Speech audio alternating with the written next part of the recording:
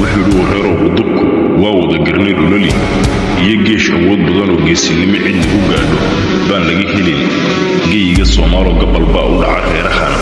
gacanta saaraayo gulufkan ku xeeleerahay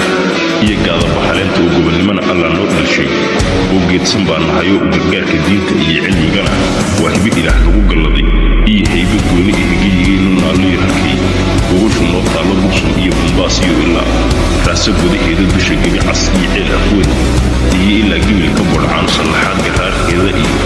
galaha iimay iyo gobolka liibaan wixii gacalka iyo jooga guryaha dhalay bundadiyo oo dalgarabkeeda bashooyiga laabiyo halkan waray ku maalin goobka Kismaayo iyo Hoosingo ilaa Jubbada geeskeeda kaxda gooyiga